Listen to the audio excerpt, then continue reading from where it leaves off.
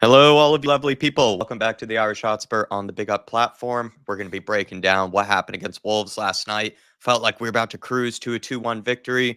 Plenty of opportunities to make it 3-1. Unfortunately, we didn't. It's been kind of a theme of this season, not really putting away our opponents, and we got punished on the other end. So, this is going to be your tactical breakdown. Bit of a funny game. I described it to Dave as a very chaotic one. Felt like there wasn't really a whole lot of sense of control at times to it. But I do think that Spurs, from what I've gathered from re-looking back at the highlights to just sort of dwelling over the game in general, I do think we should have had enough to go on and actually win that game. Not saying that would have been a huge triumph or anything. Not like that Wolves team is very good, but I do think the Spurs team played well enough to get over the line to get the win. But that's why we do these tactical breakdowns, Dave, to see where it all went wrong, see where it all went right, or vice versa, or maybe a bit of both. Do you know what, Jack? I just get so pissed off with the amount of chances that we waste. It's actually coming to the point where it's hurting my eyes. You know, even with the worst backline we've had in years gone by, we were super clinical going forward. It was a joy to watch. Yeah. Now going forward, I don't get excited. You know, I grew up in an era where I was watching strikers and wingers get me out my seat. You know, as soon as they're getting on that ball going forward, you hear the seat slapping up as people are getting up. Now people just sit down. We're so wasteful going forward. It's unbelievable. And then you have the likes of Brennan Johnson and Madison at the darts last night. Now, I know some people are going to say, Dave, they're allowed to live their life. I get it. I get it. But when you're not winning games, you shouldn't be at high profile events. Go and sit in a little local wine bar somewhere, you know, but don't be at high profile events like that. It's absolutely disgusting. And I know people are going to say, again, Dave, oh, that's harsh. Okay, grand. Look at Marcus Rashford. All the pros, you know, United, Gary Neville, everybody defending him while he's going out all the time. And now his United career is over. To me, I think it's an absolute kick in the bollocks. I woke up this morning, I felt like someone kicked me in the bollocks seeing them at the darts last night because it shows to me, A, they don't care what the club are going through, and B, they don't care what fans think. Madison responded to someone who called it on social yesterday, calling him a wally. Okay, grand. Well, when you get 60,000 people booing you at the stadium, I don't want to hear you coming out crying. My family's at the stadium. If you're going to go and start calling your own fans wallies, well, then you get what's coming your way. And I'm not being funny, but they're two of the senior players that have been sitting on the bench in recent weeks, not contributing. Should they be at the darts? No, they fucking shouldn't. By the way, though, like I don't even know how I feel about them even attending the Alley Pally, but for James Madison to pipe back at what was, I believe, a faceless social media account, I thought was a bit bold of James Madison. I think the fact that he actually responded to someone who's going by complete anonymity is just basically being a troll in whatever sense, even if they are really trying to mean what they say to Madison. It's not really the type of account or the type of person that I would chime back with in the way that James Madison did, which I think was also then a step too far. Not that I really care about the feelings of the person who, he said that to, but it was more just you got to pick your battles, and that definitely wasn't one to get into. I mean, just on that little thing from Dave there, Eddie. What did you make of James Madison, Brennan Johnson attending the Alley Pally last night, but then also James Madison's little chime back on social media? This is the first time I'm hearing of it. I'm Really? not really that on social. I'm not that on social media. I'm not on really Twitch or Twitter or really going on different YouTube channels. I'm really just watch you guys and maybe Ali Golds every now and then. But like, I really don't pay much attention to what the players are doing outside of football or outside of the club. Like, it's not Gotcha. their life. They can do what they want. But to pipe back at the fan when you are losing or you are doing well, especially a faceless fan, it's not a good look for Madison. He really should have just kept his mouth shut at that point. Oh, and if you go into a whole high profile event where cameras will be on everyone in that stadium, you really, for me, you either got to make sure no one sees you and you're just not seen, or just don't go. Just don't go, because you are a high profile player who is in a tough situation with the club. What your whole effort should be into improving your play and helping this club win trophies and helping us win games, because he hasn't been performing, he hasn't been helping in the last couple of games, and he really is one of the main players that should be doing that. He's a vice captain of the club.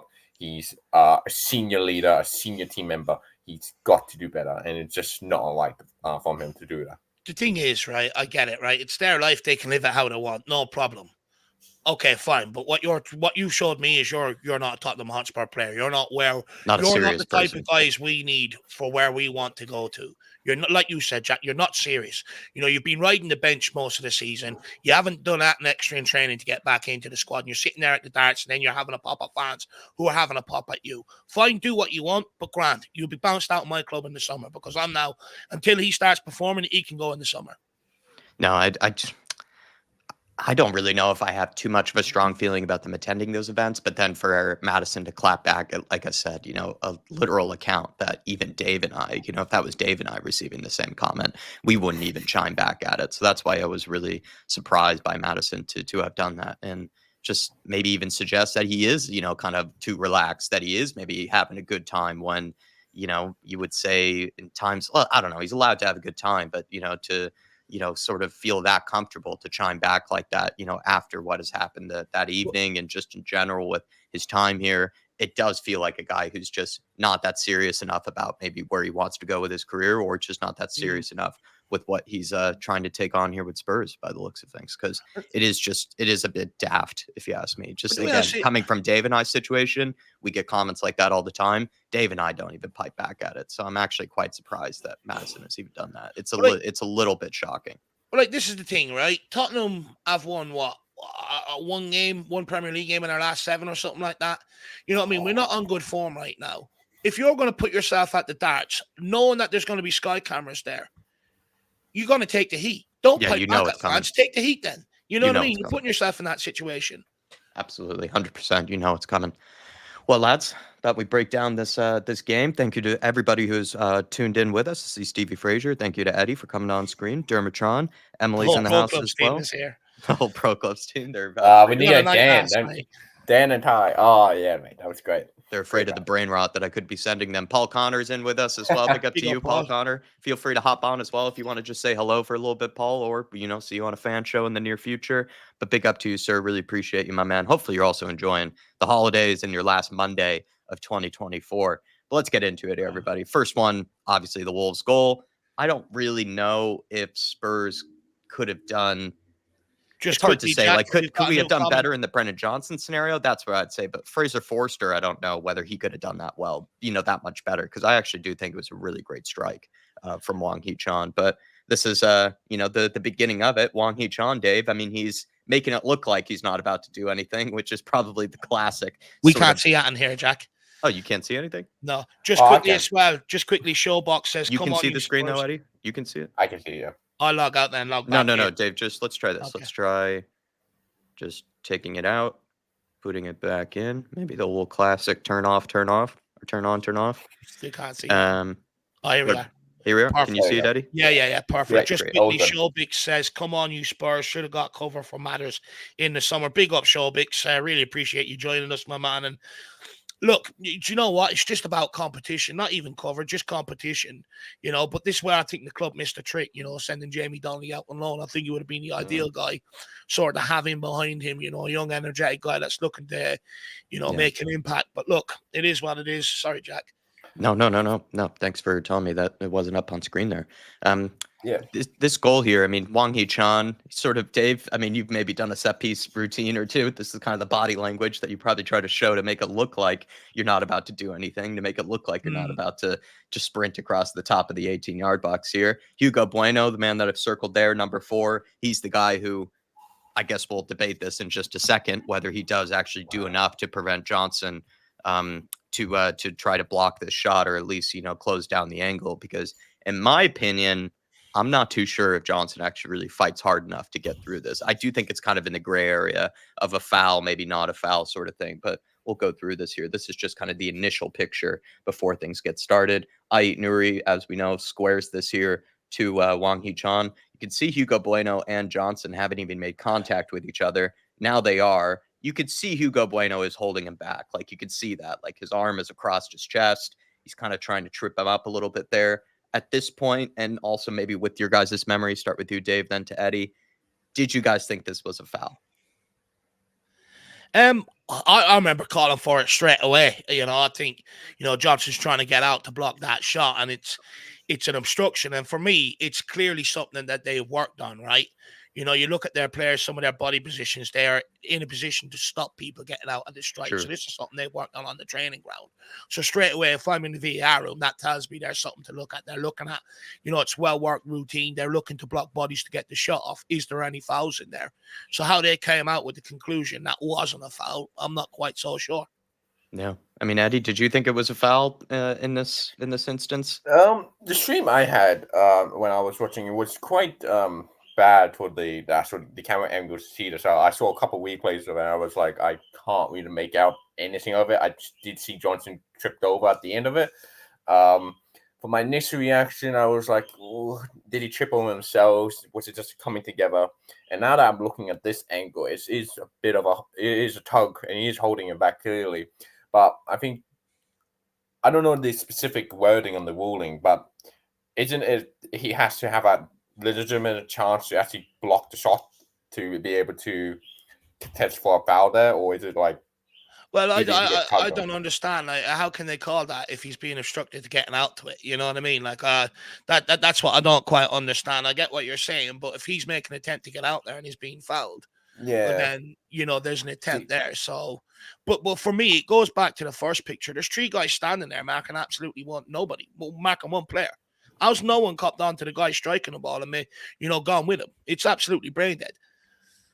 Do you think in this instance though that the fact that the VAR didn't really take that long, to look over it, because this is why I only have this one real angle here, because like Eddie said, even when going through the highlights, they're mentioning that Johnson gets sort of blocked off, but it gets kind of quickly glossed over in the commentary. It gets quickly glossed over by the VAR room.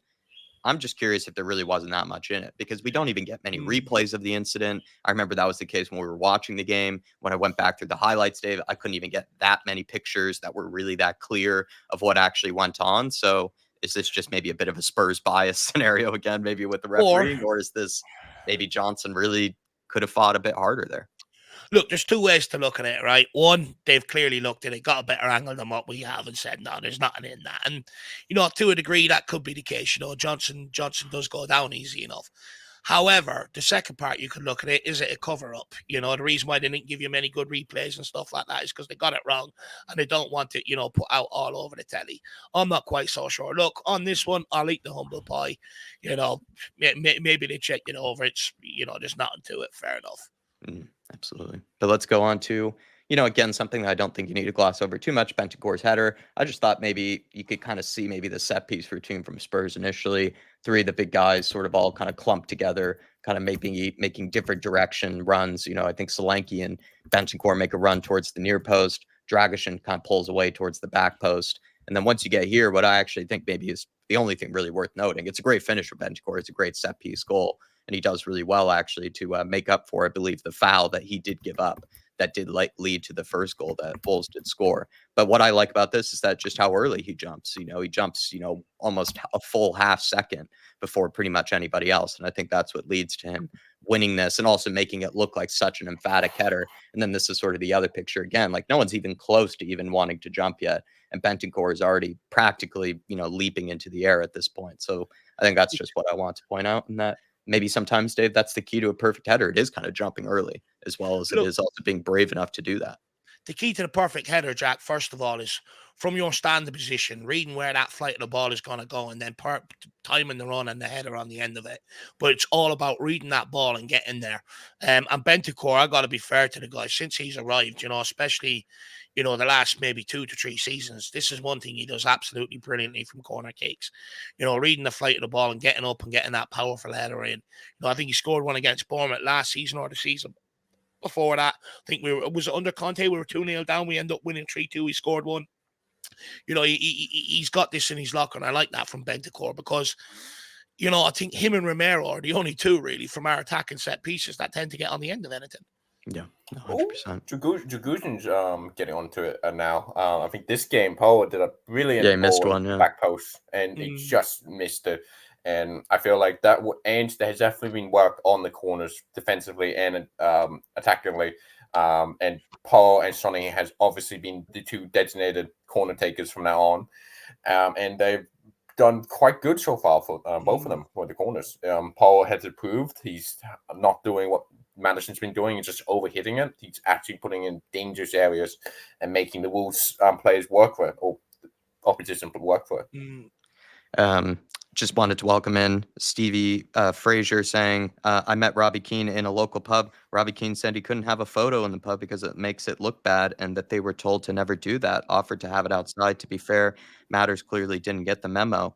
I wonder It's not if that they it all is a get the personal memo. They don't preference kind of care. thing.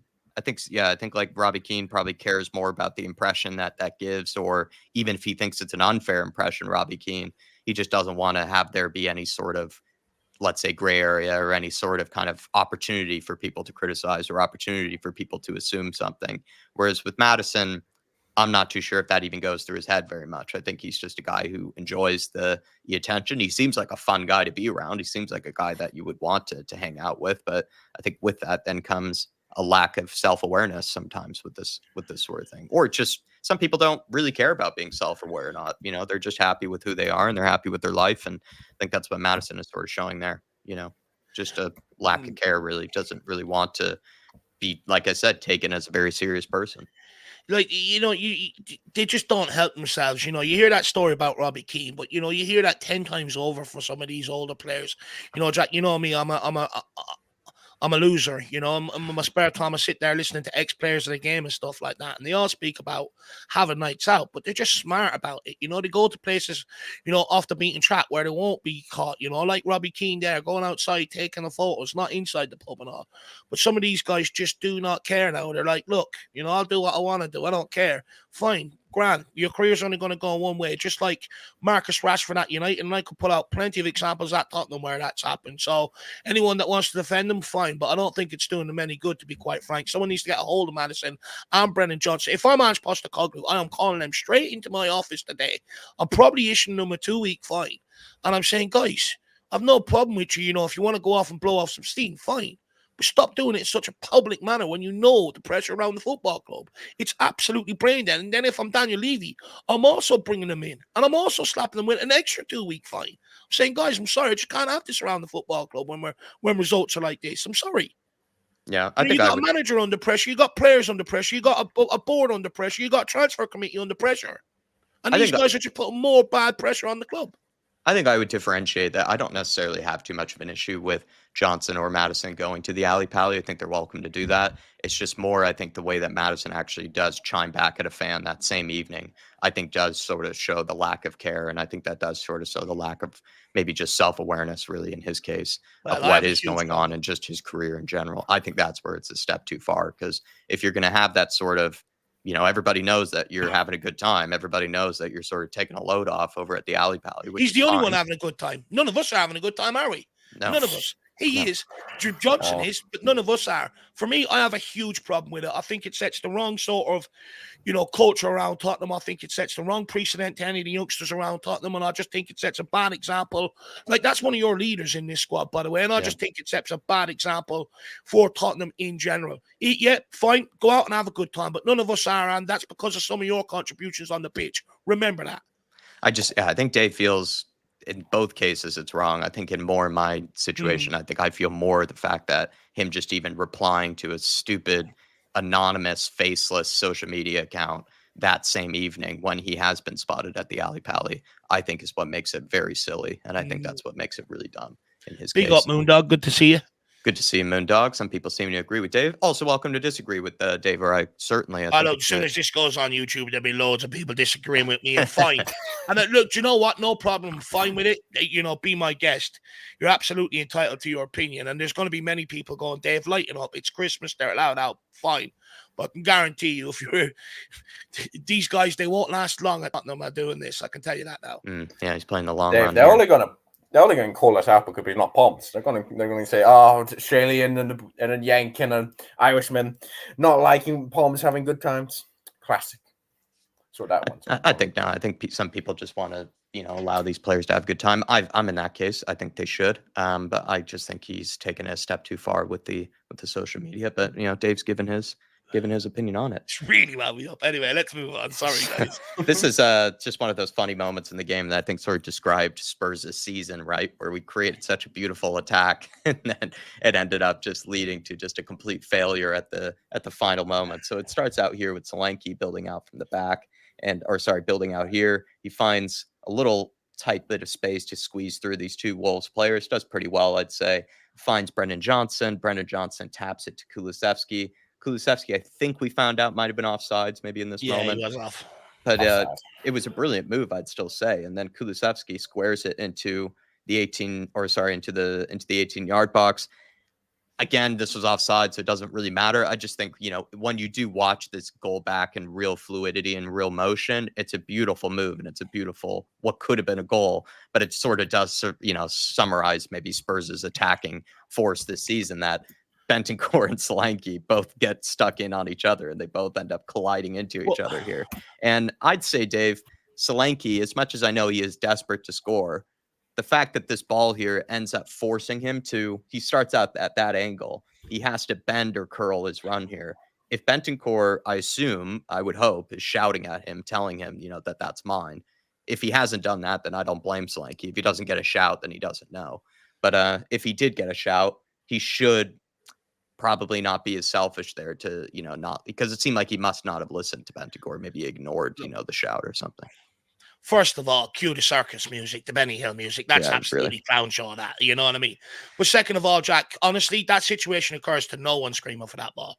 Solanke didn't scream it, put his name on it, and neither did Bentancur. That's how that situation occurs. None of them said anything.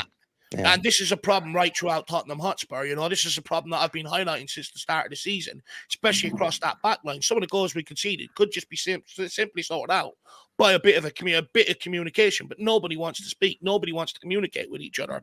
And stuff like that happens. If the two of them would have came off injured yesterday because of that, you know what I mean? All of a sudden, you're missing your striker then and your CDM, who you're only after getting back. It's just not good. Seriously, it's like we're a bunch of strangers.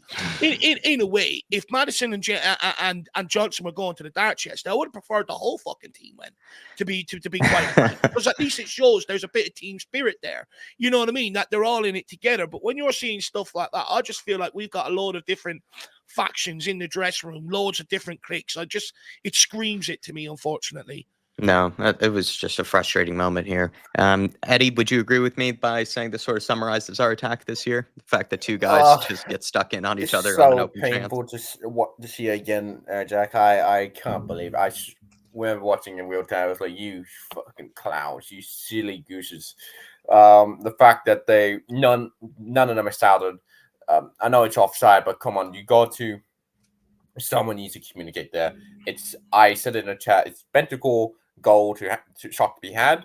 He needs to communicate with Solanke, and Solanke needs to realize his surroundings, that he isn't in the best position to shoot from, because he is curving his body around. He's not going to get the best shot away. Yeah. It's definitely Bentancur's. But he doesn't know Bentancur's behind him. Bentancur hasn't screamed. He hasn't given them a shout. So is it more Bentancur then?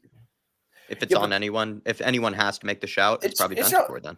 Yeah. It's Bentancur's fault for not shouting, and there's also you can blame players around them, because there's a bunch of players seeing that play out right in front of their eyes and could have done something to warn Solanke to back off, or Bentancur saying, Bentancur, back off. Someone needs to shout something. They need to be communicating in that front line. Same problem we have at the back. No communication. Only player I've ever seen scream at someone is Vicario. He's the only one I've ever seen scream at players. And when Vicario does it, people get mad at him. He did it to Balgar. People got mad at him for doing it. And I was like, but he made a mistake. It needs to be screamed at. So that's why it goes. And there need to be more of that. Sonny needs to communicate better. Madison needs to communicate better. There needs to be communication in this front line, or we're just going to keep on falling short like this example. It's falling one step short. Yeah, 100%. Let's move on to Johnson's goal. Starts out with Porro and Bentancur building out here. Lovely little move from Bento. Gets it to, I believe, Johnson here. That camera angle just took sort of a weird sort of dive here, so it wasn't easy to kind of find the best sort of shots of the build-up. Eventually gets to Kulusevski. Kulusevski does really well here to get it past Dawson then sort of squares it up here. I think with Hugo Bueno, he's able to somehow kind of shuck off Bueno, then able to create this sort of beautiful angle here for Johnson. Great finish from Johnson, great move from Bentancur. I'd say the majority of the credit, I think, goes to Kulusevski here, though, because he does so well initially. Like I said, I apologize, not really the best of angles, but he does really well in this scenario here when he picks it up, just drives into the box, takes it past Dawson, no problem, leaves him in the dust, but then also just stands up Hugo Bueno here in such a good way. And once you see this picture here, I mean, it practically has to go in the back of the net. It's just him setting him up for not necessarily a tap in, but, a very, very high chance opportunity. And Johnson dispatches it with, no questions whatsoever. It's a good finish. But Dave, I mean, it's what classic Kulusevski, just barreling his way into the box and just kind of setting up chances like this. A very Kulusevski kind of created goal. No, it's an unbelievable, play from Kulusevski, but also he was at that all game long, and I just wish more people would make good runs off the guy for him to find them, especially inside the box, because one thing when everyone was maybe last summer questioning Kulusevski and his ability and maybe questioning Stalin, I said, look at his footwork. Look how quick he manipulates that ball. And it's prime example in the build-up to this game, how quick he's able to manipulate the ball with both feet and then just the awareness to pull it back. What you are seeing with a player with Kulusevski, I think, is a player that is aware of the ability he possesses. He knows how to then combine that with using his body to great effect, using that strength of his. And then I think what you're seeing now is that composure in the final third starting to hit with the guy. He's now assisting goals. I know you have a problem with his finishing, but he scored 5 goals in the last 7 games. Sure. You know what I mean? So you are seeing a player that is becoming a lot more aware. Should have had a goal in this game. I'm sure you're going to bring it up. I showed him twice last night on FIFA how to finish that. Gave him 2 options. But look, with Kulusevski, I think he's only going to get better and better and better. And I think, he'll become more clinical in the final third once we get in better players. He's our best player in the forward area. He's better than Son this season. I don't want to hear anyone tell me. No, definitely. I think at the moment, sadly, I don't know how much defending you can really do of Son at the moment in time, which sadly, we probably will talk more about in the player ratings little section than we would. I don't know if we necessarily have any screenshots that are necessary for a missed penalty. But a well-taken goal from Kulusevski and Johnson. And Eddie, right before halftime, this was a great time to score. Lovely to see by Kulu and Johnson. The good link-up play by them, and I mean, saw Kulu in this goal. He drove into the box, stood up at Bueno, and just gave Ben Johnson an easy, like you said, high percent chance to score chance, and he put it away with ease. And Kulu has always been one of my favorite players in the team because he is just such a talented player with his feet and the way he moves, the way he passes. He reminds me of a player you would probably often see in a Pep Guardiola system with that sort of fast-moving little flair sort of passes that he does. And he is a great player, and I love that we have him. And hopefully he can start putting away more chances because we need him to. He actually, I'd actually love to go back and check how many of Johnson's goals Kulu's actually assisted, because in fairness, down that side, to get Brendan Johnson in the game, you have to play Kulu that side of the midfield because, he does set up a lot for Brendan Johnson. 100%. I actually think the period in which Johnson was playing really well, you and I pointed out on these tactical breakdowns, Dave, that a lot of it actually had to do with Porro, Kulusevski would kind of all cluster around Johnson. And I think it just made his life a lot easier trying to be a guy building out, because I don't think he can do it on his own. He needs players close to him that he can play off of. And I think we were doing that for a period. And then, you can't always kind of babysit a player, and have that always be the case where people are surrounding him. But it seems like we've kind of gone away from that maybe in recent games. But Johnson, I think he had an okay, we'll talk about player ratings, but I think he had an okay game, despite the goal. I think he was better than Sonny on the day, far more influential. But again, I wouldn't say it's saying a whole lot, really. Really good build up. I thought here, this was just a really, again, a good example of what we do get with Ange Ball when it is working, when it is flowing. This was a lovely little meg from Pedro Porro, plays it to Sarr here. Sarr gets us up the pitch. I will say I don't think he made the right decision by giving it to Kulusevski here. He has options in front of him. He could actually keep driving it forward. When you're tired, though, Jack, right?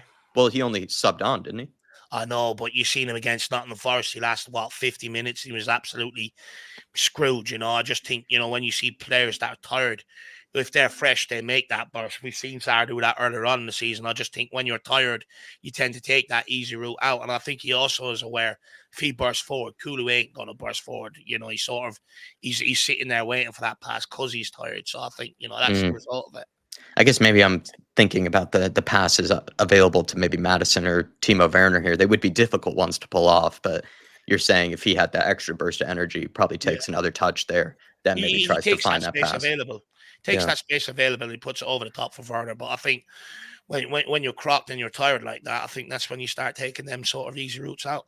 Well, Sarr has the ability to make those passes. We've seen in the past he makes so long darting passes along the pitch, and he has the ability. If he was, like Dave said, more rested and have more legs in him, he probably does take the space and does make that pass to either Madison or Werner. But he's just tired. Or based a lot of our players, even the players that we rest, are on fumes at the moment.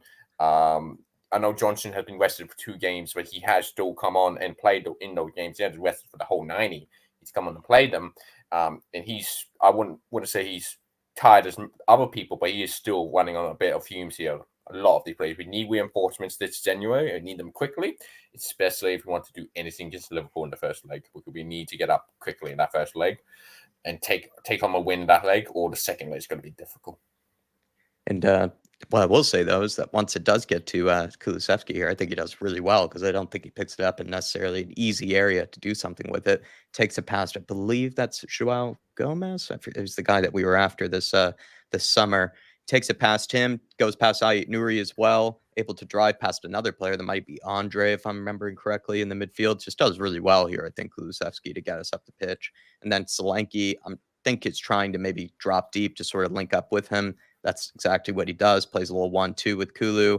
Kulu picks up it again, finds Timo Werner and Madison in this situation. Madison gets it to Timo. Could maybe think that Timo could have looked to play it again quickly to Solanke. That would be a difficult pass. I'm not going to be too critical here. I will say, though, is that he doesn't seem to make his mind up that quickly. When I was watching about the highlights, that's kind of a reason I took these extra few little still moments, is because Timo really doesn't, I will say, make his decision quickly enough. Eventually, he does play to Kulu here. Kulu back heels this to Madison. It's just a lovely move from the start. This is why I did it. It's not really me trying to be that critical or anything. It's a really lovely move. It's lovely football. Would you say, though, Dave, could Kulu go for the shot here, or is it the right idea to play Madison? No, I think he does the right thing to play Madison, I think he does the right thing. It's just beautiful from Kulusevski, and it shows what he really offers this team. That the fluidity of the guy, the fact that he can cut in from out wide, and link up with others and stuff. Yeah. We've seen Harry Kane do this for Tottenham Hotspur, pick up the ball like that and direct us going forward. And it's why Kulu's our best player in the team going forward, because right now he's the only one that's really showing that sort of dynamism. Look, Madison probably on another day probably would have actually hit a better shot and got off a better shot, maybe hit the target. But it's great play by Kulu in general. I mean, he starts here, right? And he gets us all the way to here, practically, all on his own. These are very crucial yards that he's just gotten us up the pitch with, that Wolves certainly are trying to close us down. And this is what you're asking Johnson to do. This is what we're asking Son to do. Do shit like this that takes players out of the game, commits the opposition players. 9 times out of 10, they don't. And when it's all left down to Kulusevski, I'm sorry, but it comes a point where it becomes readable. That's why Son has to step up. That's why Madison has to step up. That's why Johnson has to step up in this department. It can't all be left on him. No, certainly. And you seem to think that Kulu didn't need to take the shot here. He back heels it to Madison. Madison doesn't decide to take the right-footed shot. He goes for a left, and he just completely skies it. I just think that we should have done better with someone here in this opportunity. I can't really say which one is the better choice, whether it's Timo here to play Solanke quickly. That's all I would have played. If you're sharp enough and if you're quick enough to do Look at it. It's luscious. Yeah. All you got to do is put that between the penalty spot and the 6-yard box, and he's in. The only question is he onside there? That, but then also, like I said, I took these extra still shots to kind of sort of show that I feel like Timo really took too long to make the decision, because you can see that Kulusevski and Madison are already asking for it, right? They already feel like they know that they need the shot, they need the opportunity now, and he still takes like an extra touch or two, or at least an extra second to play it to them. And then maybe the chance is not over, but, already kind of made a lot harder for the rest, and Madison skies it. But yeah, just thought it was lovely football, and then maybe another sort of quarter chance, half chance, if you will, that maybe Spurs had in the game. This was maybe Kulusevski's big one. came in the 80th minute as well, which is tough to see, right? That's kind of in these, crucial periods where I'd say at this point, if you don't take your chance, this is when you are just sort of You're leaving asking yourself for it. up to the back line, to see the game out. You know what I mean, Dave? Where like once you miss your chances in the 80th minute, 81st, 82nd, you're basically opening yourself up to get punched in the mouth on the other end. And then you're basically relying on your back line to basically see the game out, which they should. That's their job. That's their agreement in the whole situation. But you know what I mean? Like these are kind of the minutes when, yeah, this is when you can't miss them any longer. You're probably we waste chances all the time, but you're probably allowed to waste them earlier on in the game. Now, when you reach these minutes, it becomes even more painful to see you miss these chances. It's really painful, Jack, because I see a lot of people digging out Postecoglou and the substitutions or the substitutions he didn't make. I actually think he made the substitutions on the right time, and then we got back into the game. And not only Kulusevski, but we had 2 or 3 chances. I remember Werner put a beautiful ball across for Solanke. There was a couple of others there as well. And we spurned every single one of them. But the subs actually impacted the game. It got us going forward. And I'm not being funny. When you've got Radu Dragusin, who was absolutely shocking on the day, when you've got Archie Gray, Destiny Doji's already gone off injured, so you brought on Reguilon, and then you've got Fraser Forster in goals. You're relying on your forwards to go out and grab you another goal to put 3 points on the board. You're never going to want to rely on that defense, that makeshift backline we've got right now to hold out, because it's never going to do that because it's so disjointed. Nobody's used to playing together and stuff like that. So it makes it even more crucial for you to go and take your chances, knowing you can't rely on that back line. And that's where I get really annoyed with the forward line this year, because I can go back to countless games where we've dropped points, and you go back and look and you go, massive opportunities here, but to change the course of the game. And in them big moments in games, we're not taking them. And then teams know we're our backline, we're never going to hold out, especially the way it is now. So, and our players know that as well. They all get that sinking feeling. That's why it's important for us to go up and take these chances. And the fact we're not clinical is really, really frustrating. Yeah, 100%. Well, let's go to the chance here. I mean, Eddie will take you through it. Solanke does really well to win the ball back for us, right? And a good opportunity, a little 50-50, I think, with Downs, or Doyle, I think his name is. Tommy Doyle wins the ball here, gets us up the pitch, does really well, actually, to get us up, I think, up to the halfway line at this stage. I think he takes it past maybe 1 or 2 players to get up here. Kulusevski, you'd almost think the chance was gone, actually, because Solanke actually turns the wrong way. But then he does pretty well to find Kulusevski, takes Wolves players away from him, plays this sort of outside the boot little poke. I think it goes through the legs of Andre or Gomez. It's hard to say, but it's just a really well placed pass by Solanke. Gets on to Kulu here. This is sort of the first initial picture. Kulu's ready, sprinting. This is where Dave is probably going to try to take him through the Davy Harris finishing school, right? This is the picture that Kulusevski has to make a decision, right? This is when you make your decision. Are you going to go around the keeper? Are you going to curl it past him? Are you going to dink him? And Eddie, what's your decision? What should have Eddie have done? Or what should have Kulusevski done? I would have, knowing me, I would have went into the keeper with me in the clubs. But no, if I was in that situation in real life, I would have dinked him. I would have added a bit more power than I would have for instead of a delicate dink. I would put a bit more power into it, because there's players who could catch up to the ball and just do a dink over the keeper to get a past him and into the goal, because he doesn't have much space. The moment he takes it wide, he isn't going to get a good shot off, because not only is he on his weak foot, the players have enough time to recover and get in front of the goal. He doesn't have the space or the ability, because he doesn't have a great right foot to shoot with, to actually get that sort of good shot off. He should have done a dink, a bit more of a power dink to get it past them, but there's nothing. That's the only chance he really had. If he was right-footed player, maybe he could have scored from there, but left-footed, it's not scoring from there. It's very rare who would, if they both got 2 feet like Son, maybe he scores, but not with his weak right foot. He's not scoring from there. I mean, Dave, this was the picture that he had. This was the decision that he made. He decided to take it inside with his right foot. What would you have done? Well, look, let me run you through it. First of all, the picture's unfolded here. The goalkeeper is on the edge of his area, not 6-yard box, the edge of the area. which means that for me is a first time just delicate chip over the keeper on target. It's in all day long. He ain't recovering. Yeah. The minute he goes to take on the goalkeeper's actually got that angle covered. And if he goes to cut inside, the defenders are there to cover that as well. So for me, it's just got to be a little delicate chip over the goalkeeper. We're 3-1 up here. And if not, one quick touch and then wrap it round him nice and low with your right foot. Go with it. Trust your right foot. But for me, that's just screaming to lift it over him into the net all day long. I'm not being funny. You see me do it routinely in FIFA. That's why it's nicknamed the Davy Dink.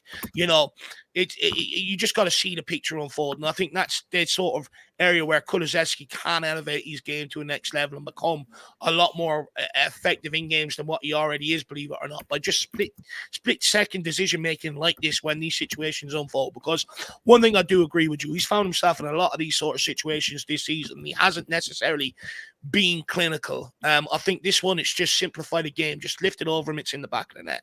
And I said to you last night, Dave, I actually don't think it's necessarily a lack of composure, quality. I think in Kulusevski's case, I think he just overthinks it half the time. I think his mind is just racing so much in these situations that I think he just overthinks what maybe if he just thought about it a bit simply or a bit simpler, like you broke it down there. Keeper's at the edge of the box. No reason for him to be able to get back there. Try to get it around him as quickly as you can now. Try to get the ball past him. No reason to take it past him if he's in that situation there. Just lift it. Yeah, and he decides. There's no one, but the goalkeeper's on the edge of his box. There's no one there to get back to get that. All he's got to do is bloody lift the fucking thing. I think what also hurts him, right, is even if the keeper is expecting him to dink it or curl it around him, there's not a whole lot the keeper can do if he executes it correctly, right, and he does it well. The other unfortunate thing for Kulu is the keeper, I think, kind of reads him. He actually does seem to think that, you know what, he's going to take it around me.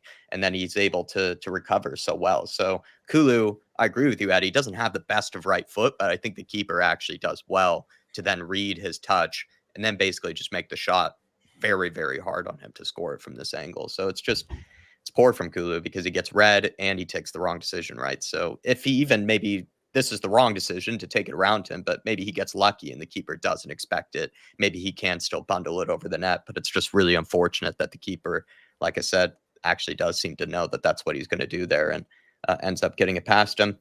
And then Dave, this is why I sort of pointed that out, 79th minute, 86th minute, 87th minute, 80th minute. It's just, that's what I meant by, I think when you waste chances in the 80th minute, you're sort of, like I said, you're sort of leaving it then up to the back line to sort of see the game out, see if they can get you over the line. And sometimes they do, sometimes they don't. Here they did not. And I guess that's what we have to break down here. Ayut Nuri cuts inside on Kulu.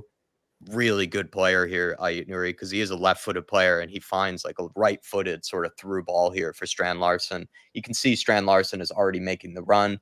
Dragishin, I would say, is in a bit of no man's land in this situation. Archie Gray is kind of caught in between two minds of, do I track the run? Do I hold the line? I'll show you a picture in just a second. The line is actually all over the place. So it's actually pretty poor defending, I'd say, from Radu Dragishin mostly because he ends up kind of making the defensive line just sort of all out of whack, really. So this is kind of the ball that Ayut Nuri plays. Really well played, kind of past Dragishin. He doesn't seem to be aware of the run of Strand Larsen.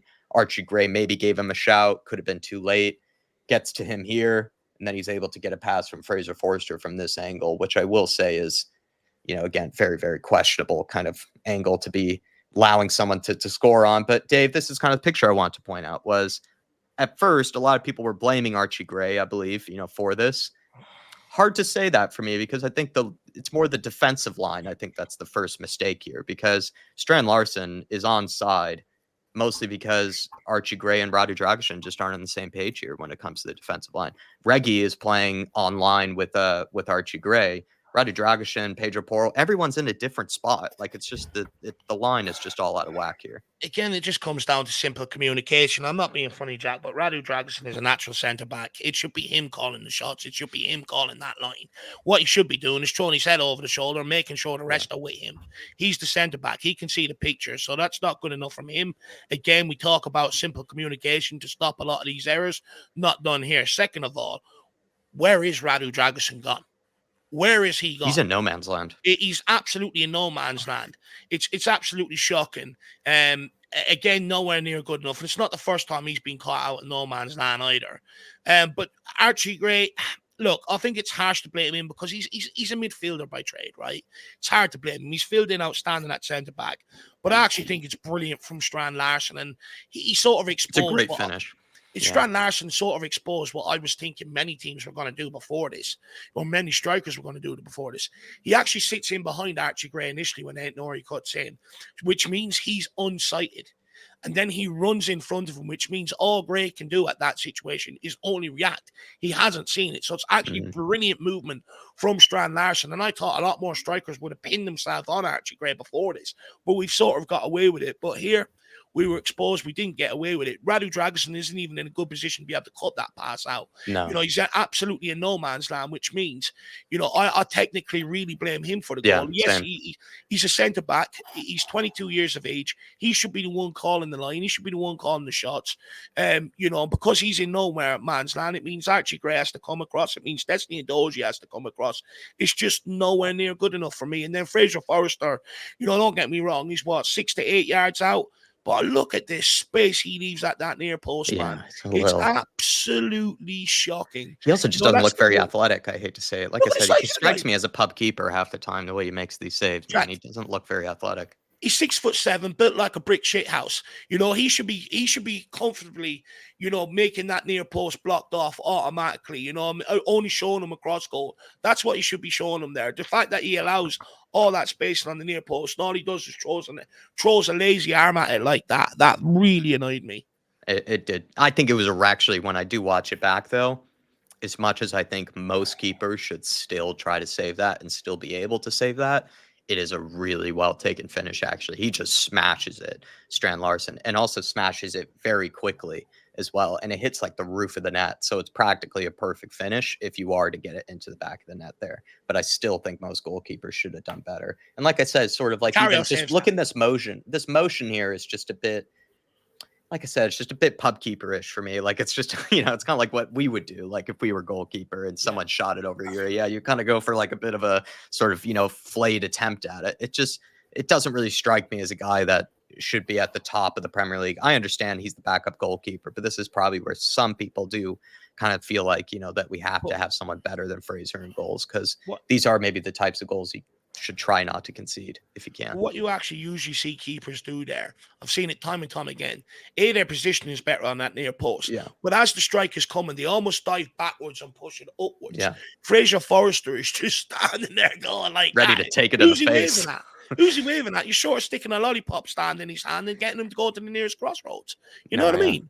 That, and also I will say, like, when you kind of look at this is when the pass is played, he only moves about 2 feet. So like, he kind of just also doesn't really come out to close down the angle very well. Doesn't do very much to close down the angle at the near post itself. So he's just kind of just sort of shuffles his way over and then just kind of watches the ball go past him. It just, again, it doesn't really strike me with like a guy that is a great keeper, let's just say. And this is, you know, the angle of what he left at his near post. He did give him a big picture. He gave him a big picture to shoot at, Strand Larson. You reverse a bus in there. Come on.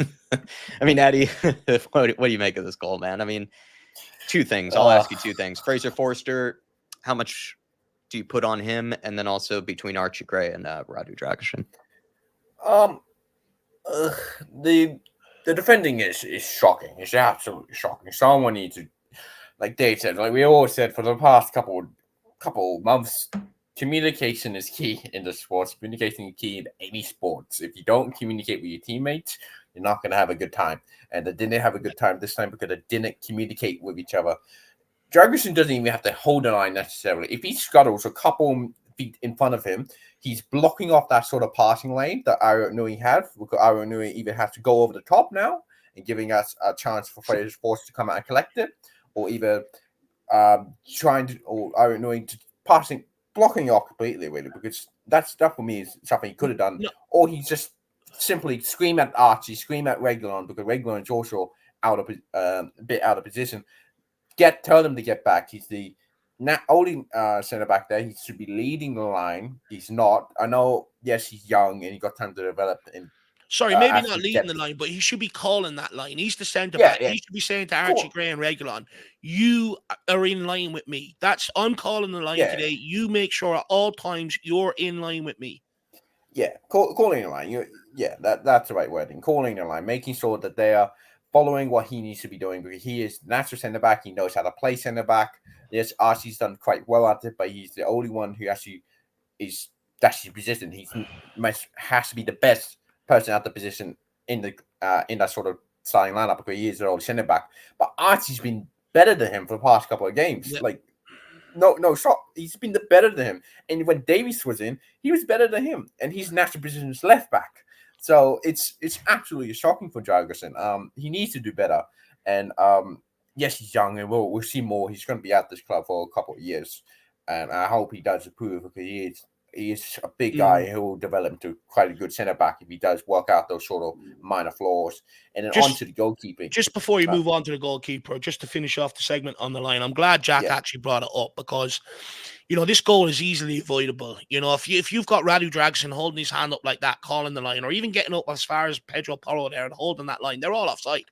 You catch them all offside, and that's the problem with the disjointed line. They're being kept onside, and that just comes down to simple communication. So I'm actually glad you brought it up, because again, it's just an avoidable goal if people just learn to run their lips. James Maddison, well able to do it on social media. We'll get out there and start doing that on the football pitch. No, Dave, I think there are a few ways you prevent this goal. Brought that up. There are a few ways you prevent this goal. Either the line is more organized, makes it so that Strand Larsen is more likely to strand offsides. Forgive the stray offsides. It says strand offsides. And also, I think if Radu Dragosin just isn't as much in no man's land, let's just say he's tucked in a bit further to the right. He's body positioning is a bit better. He checks his shoulder there. He could probably intercept this pass, or at least get in front of it, or even close down the angle a bit better when Strand Larsen does eventually get to it. But in a way, this is kind of harsh to put it this way. The way Dragosin is positioned here, he kind of it's like defending with three defenders here, because he's kind of in no man's land, doesn't really know what's behind him.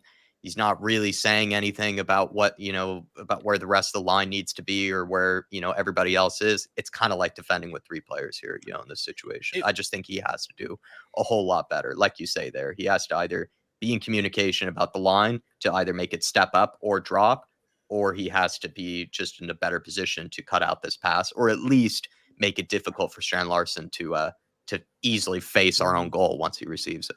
And if I'm Postecoglou, I'm going back to something that I remember Tony Adams speaking about at Arsenal when he had that back line of Winterberg and Keown and someone else. They basically tied a rope around them, and they worked on that line all in training all week, moving together, communicating, because basically if one goes, you're pulling someone. So that's where communication then becomes key, and you learn it that way. For me, I think Postecoglou, he's an old guy. He needs to go back to something a little bit old school here, tie the ropes around him, because if Porro jolts out, that means Dragosin's being pulled, and you get rope burn and shit like that. All of a sudden, then people have to start opening them out and start calling, start communicating. And I think that's what we need to do, quite frank.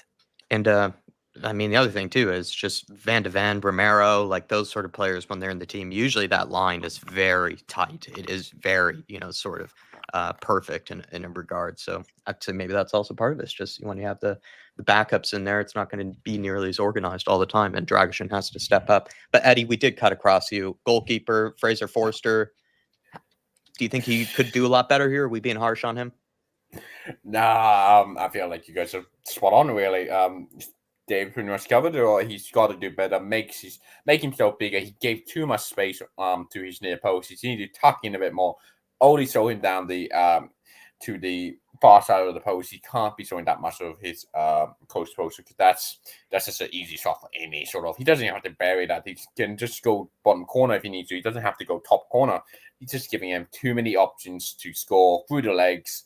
Way too many options for me. Forster gave him, and he just swipes at it like Stevie was saying, swiping at flies.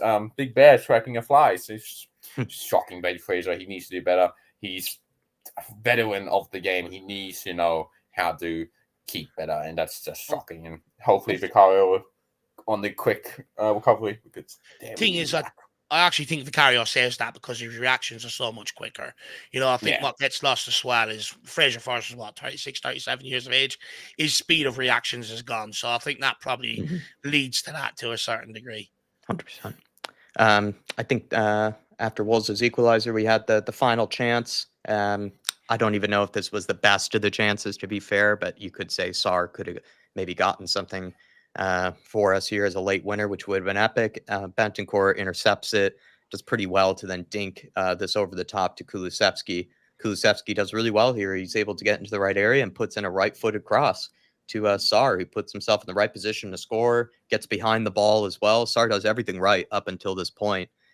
You could say maybe that Semedo does pretty well to kind of, throw him off a little bit here, to kind of nudge into him, makes the header more difficult. But this was kind of just something to point out as a quick reminder of maybe that was the last of the good chances that we had maybe to get, 3 points from this game. But I don't know if we need to touch on too much other than maybe Semedo. I think Dave does actually pretty well to get in front of Sarr, but Sarr still could have been able to put this away. He should have been able to.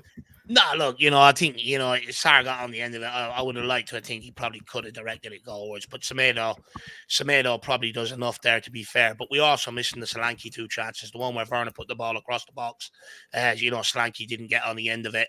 And then there's also... Yeah, I was going to say that didn't show up in the highlights for some reason. I tried to get every single one that I could. It didn't show up. Sorry. And then there's also one where he ended up bursting down the left-hand side. And, I know they ended up getting back, but realistically, he should have went on his left boot and got the shot off rather than cutting in on the right. So, I think the point is we had more than enough chances to kill Wolves off before they even got that equaliser. And we didn't take it. It comes back to bite us yet again. No, 100%. Absolutely right.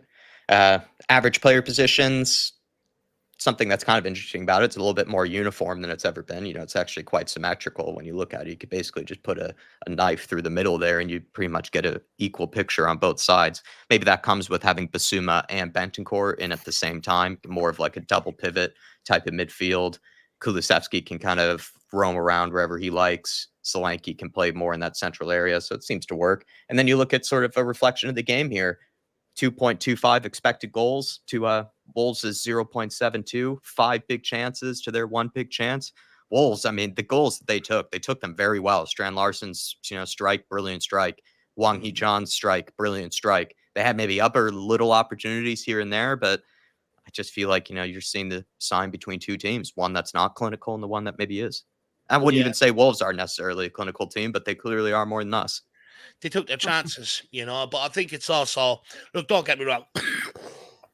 The first goal was unbelievable. It was even a good strike off the back of the set piece routine. But, you look at some of the high quality chances we give up compared to the high quality chances we create. It's a bit of a mismatch sometimes in games. Yeah. And, I mean, Eddie, that's just a reflection of kind of Spurs, right? It's just the expected goals, the big chances missed. It's kind of been a theme of the season.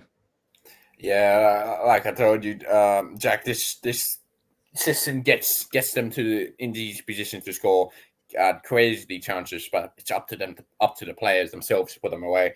Ainge can't hold their hands into the goal. He needs them to put them away. He creates the chances.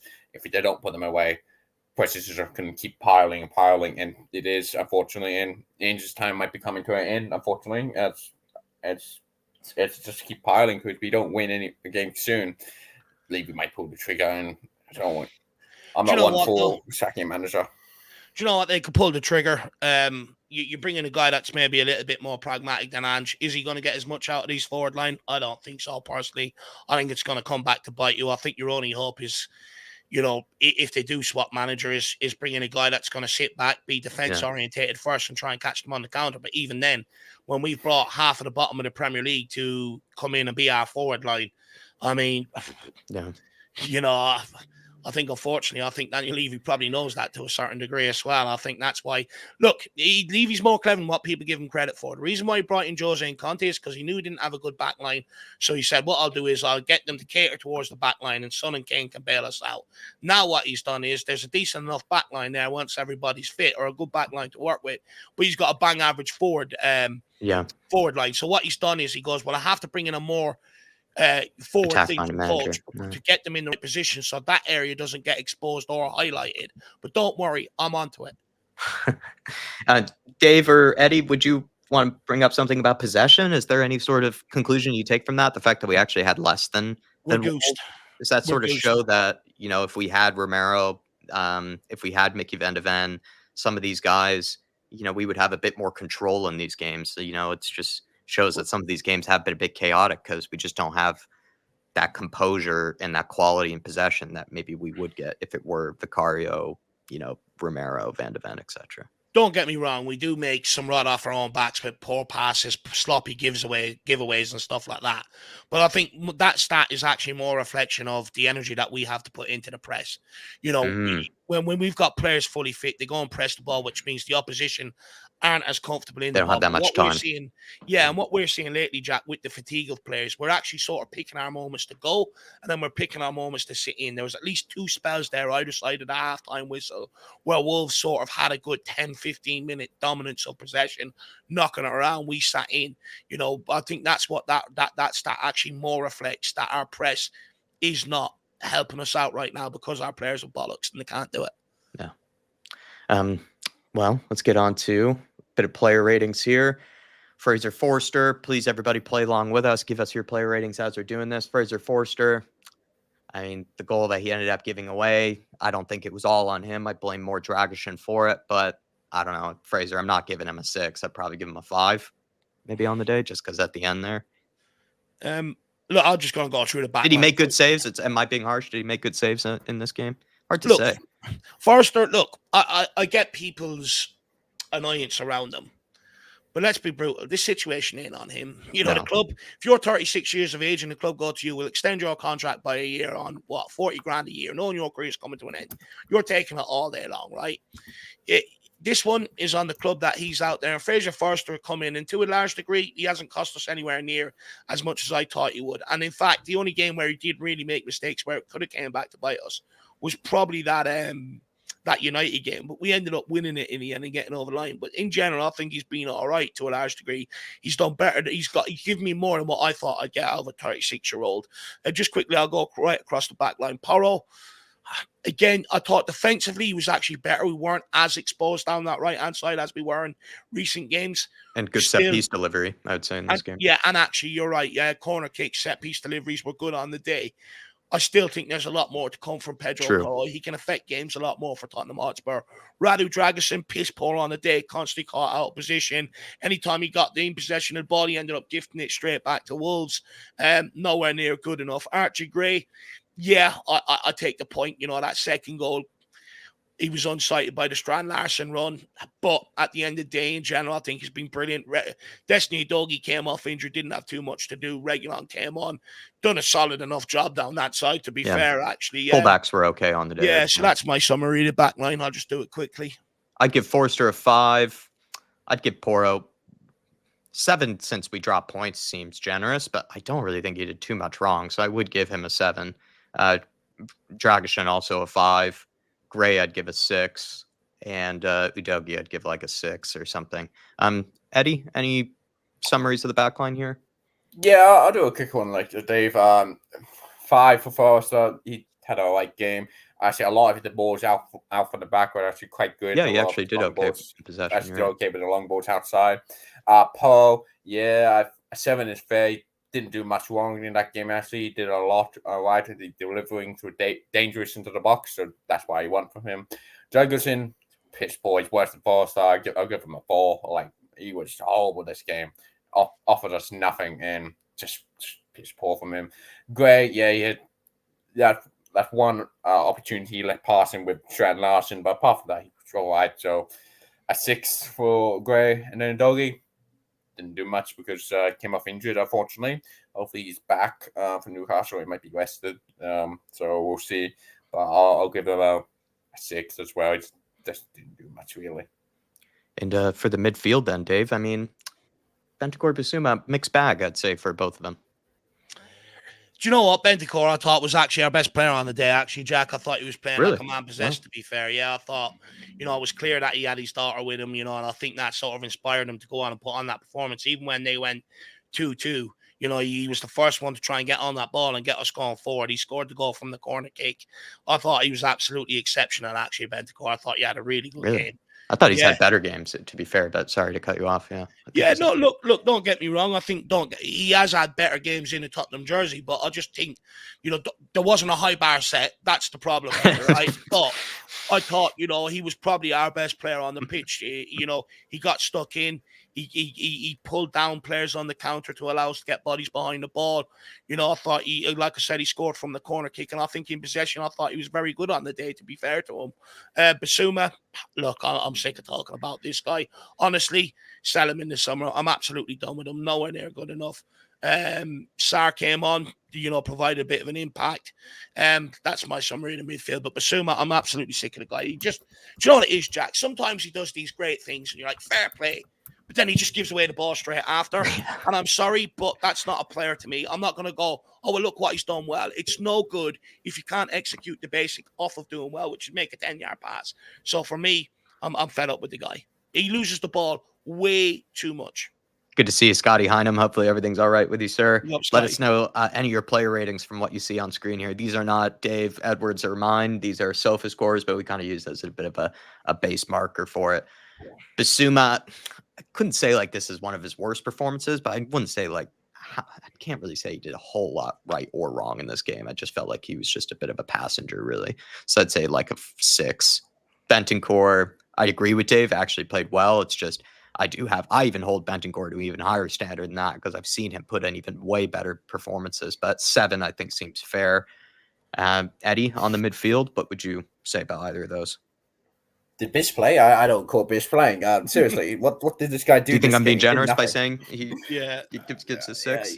I need to watch I'm way too generous with Bish. He just didn't do anything for me. I don't recall him doing anything on defense or attack. We saw on the players' average positioning, he played a bit deeper than he normally most of the time would. That might have been a tactical decision from Ainge with 2 pivots to have one deeper and Bentancur a bit more further up, being that sort of more of a 8 sort of player Bentancur is. So yeah, Bish just didn't do anything. I'll give him a 5. He just didn't do anything for me that game. And Bentancur, I not my best player on the pitch that game. I think Kulu's take that for me personally, but I think Bentancur is definitely had a really good game. I think it's a good bounce back game for him. Second game back from suspension, he's done quite well there. He's obviously, I feel like we aren't seeing his full self. That's the second game back to back. He has a lot of energy to burn. He's going to be great for us in the next couple of games, and hopefully he can keep it up because it does look like the man just recovering from sort of a suspension, but he does now have another suspension, silly man. And we'll miss him for the Newcastle game, which is going to be a bit difficult. I take back what I said. Second best player on the pitch. I agree. Kudu was better, actually. That was dumb of him, though, at the end there for Bentancur. I think it was just a head-loss moment where he's just frustrated. You know, he's trying his best to get us back into the game, and then he's just, becoming desperate at that point. But it was really silly of him because with Bentancur, his biggest thing is just him missing games. He just continues to miss games, and now he's going to be missing another one. And he always seems to cut out his momentum, Dave. Anytime that he has a good performance, he'll pick up suspension or pick up an injury of some kind. It just kills his momentum. I have to feel for the guy, but at this point, needs to find a way to limit that if he can. If he does have any control over it, he should try to, The thing is, I get it, right? I do get it. Last few years has been very frustrating. But this is where you need someone like Basuma to step up. If the guy stepped up in his absence, you wouldn't feel it as much. No, you wouldn't care because Basuma's had him. Well, he's had a million opportunities to step up because Bentancur has gotten himself out of the team so many times that Basuma's had no competition for these roles and yet still hasn't necessarily nailed it down. The forward line has played better than him. Yeah, Bearclaw has, interesting. He didn't come on in that game. Johnson, Kulusevski, Sonny. We'll talk about them and Solanke. We can group them all together. Give it to Eddie, then go to Dave. Eddie. Where to start? I'll start with Sean because I think he was the worst out of the forward line that game. I feel like he just didn't offer anything for us. He just didn't beat his man, lost the ball, didn't do much for me. I'll give him a 6 just for a bit of sentimental value towards Sonny. I don't feel like that feels generous. It does feel generous for me. Like we were saying in the chat earlier, Bernard's better than him, which is saying something on the day. But Sonny, I'll give him a 6. Kulu, best player on the pitch. I'll give him an 8. As he was everywhere on the pitch, doing all sort of players move. He played at the center, then moved to the wing. When Johnson finally came off, and he just did what Kulu does, cut in, did beautifully this game. And apart from that one missed opportunity, he really should have put away. He cost me. Not only did he cost us points here, he cost me points in fantasy. I can't believe he would do this to me. But yeah, I'll give him an 8. And then Johnson, he had a meh game for me. Yes, he got a goal. Yes, he tracked. He did do tracking back, but not enough for me in that game. He did some tracking back, not enough. So I'll give him a 7. He did get that goal. He did track back. And Solanke, poor Solanke, just not getting service. Poor man not getting service. And he, yeah, I think this feel game, like I think we kind of said maybe he did have a couple of chances, right? a couple of chances, but I feel like he did miss a couple. So you're right. I'll give him a 6. I'll give him a 6. I think his hold-up play was all right, actually, in this game. Solanke. Yeah. I think he did well in creating chances, but once again, I've said that a few times. As much as I'm a big fan of his, I've said to Dave, I think he does well in his hold-up play, but he does miss chances, and he has missed chances this year. I think it's one of the frustrating things about him is that he has done a lot of the undervalued, the under-noticed parts of the game. He has done very well, but when it comes to putting the ball in the back of the net, he's left a lot to be desired at times, I think, with Solanke. I'm not sure if I cut you off, though, on the other players, but Dave, maybe pick up where Eddie left off. Yeah, look, I'll start with Son. He missed the penalty, didn't he? You know, no one's talking about that. You put that away, you'll 3-1 then at halftime, you know, and it's a complete different game altogether. You probably go on and rout Wolves, actually, yeah, to a degree. But this is my problem with Son, you know. He's captain. I get he's 32 years of age, and I'm not putting any slight on what he's done in his Tottenham career and what he's done for this football club. I will for always be grateful. Put that on record. But this is where I say to people, be careful what you wish for. I had many people tell me, someone drag this club forward. He needs to be club captain. And I said, I'm not sure about that. I don't think so. You know, he needs players as good as Kane to work off. No, Dave, trust me. Okay, well, we're in the mire now. We're looking for our captain to step up. Someone tell me what he's done on this run to help us. Yeah. He hasn't. Forest, he was anonymous. Wolves, he was anonymous. I missed the penalty.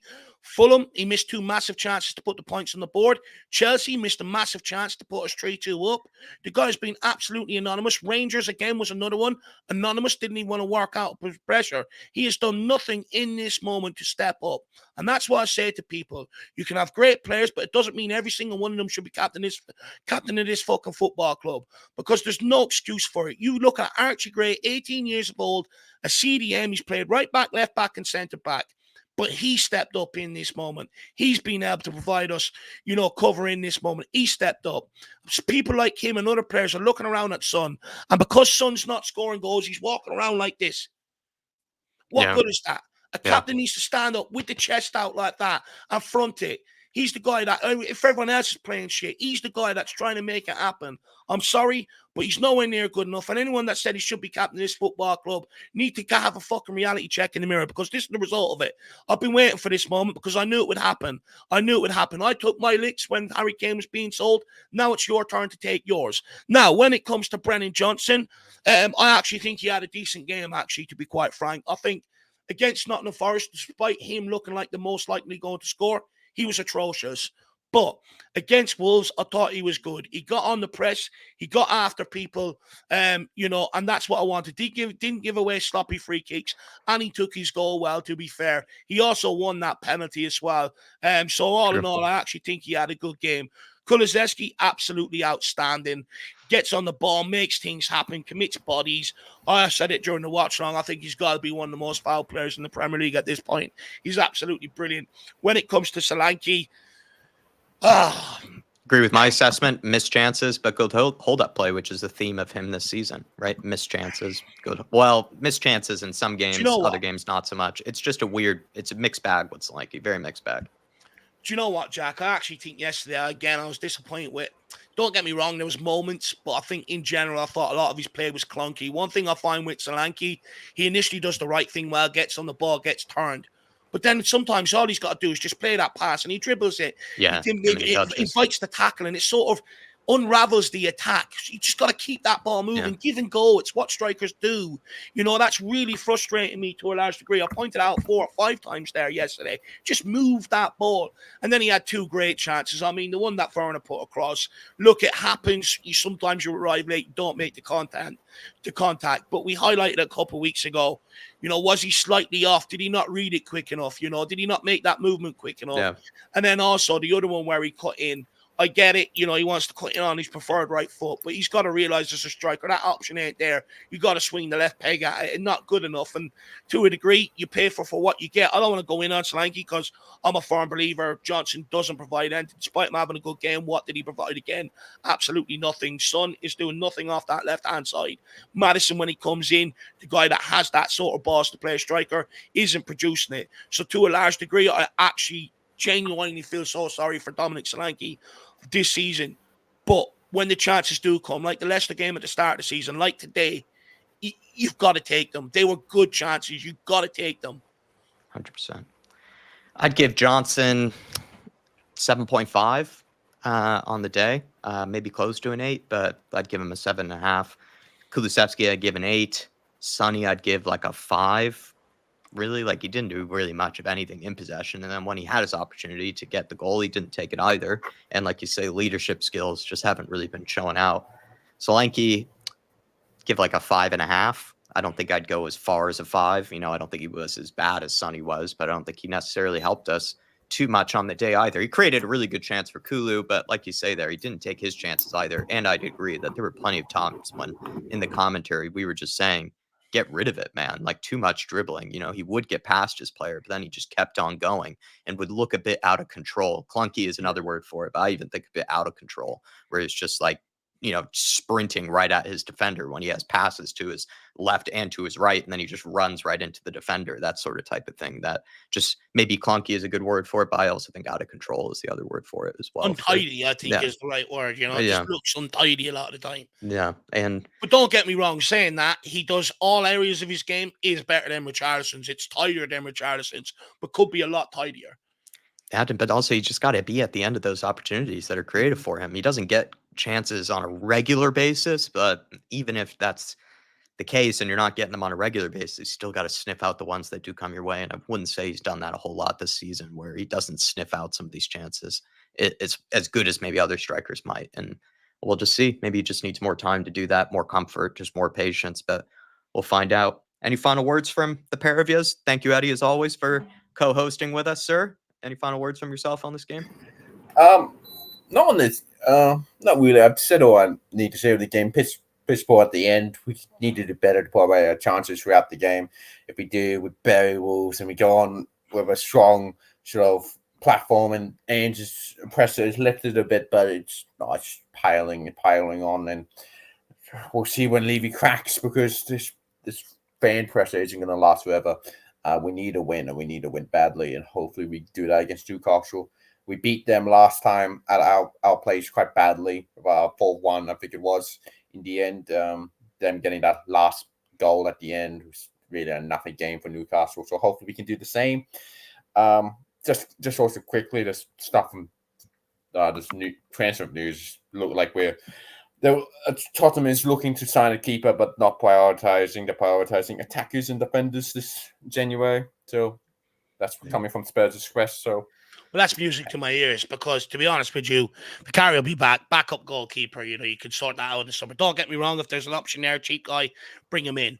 But for me, you've got to get in more forward players, and you've got to get in help across the back line. That's the two areas where, it is going to make or break our season, So I think the business has to be right there. Look, my final words are, I know people might react to this and go, Dave, you're being harsh, you're being negative and all. I'm just upset. It's been a long 2024 with Tottenham Hotspur. It's harder when you have to sit there and you have to face them defeats game in, game out. I just want to win on the board. It's not too much to ask for. Hopefully we can have a better 2025. Like I said, hopefully we can park 2024. Worst case scenario, we got out of it. Best case scenario, we got out of it with a semi-final in the arse pocket. Hopefully there's some sort of I don't know, within the whole football club, people coming together and saying, you know what, we can still salvage this and still come out and have a decent sort of end to the season. Let's wait and see what happens. The pressure is on Postecoglou. We've got to start delivering results very, very, very quickly. I think if we don't get through that semi-final and we haven't picked up any results in the league up until then or any wins, I think, unfortunately, you're going to be looking at a new manager change. But, guys, I want to say Happy New Year to absolutely everybody as well. Most importantly, you know, make sure you spend it with loved ones, bring the new year in with loved ones, and you know, 2025, new year, a new you. That's what I would say. So enjoy it, and look, hopefully things can get better. And lastly, if I'm Postecoglou, drop Madison for Newcastle, drop Brennan Johnson for Newcastle. Don't give them a minute off the pitch. And when they go, why? Just, do you know what? Don't even call them into the office. Just drop them. Don't give them a minute. And when they come crawling in going, what? And go, what, do you think it was wise to be at Sky Sports and then take a pop at fans? Don't ask me why. Get out my fucking office. That's what I would do. So, guys, have a good New Year. Leave them a dartboard and a Paddy Power cup, you know, in their dressing room. There you go. Have a good New Year, everyone. Happy New Year, everyone. Thanks, Eddie, for all the support that you've given us on Big Up in the year of 2024. You've been very, very good to us, sir. We appreciate you. And we'll see you all next time, everybody. Thanks to Stevie Frazier, Showbix, Sebastian, who's joined us. Few people who joined us for the stream. You guys all been very, very kind to us. Paul, Dermo, let's get them all in. Aryan, Shemtan. Eddie, Shemtan. They're all there. Big up, guys. Really appreciate all the support. Moondog, absolute legend. Thank you, everybody. And any silent listeners in the background, really appreciate you guys. And Emily. And we'll see you next time, everybody. Come on, you Spurs. And we'll keep on pushing. Let's hope 2025 has better results for us. See you next time. See you soon.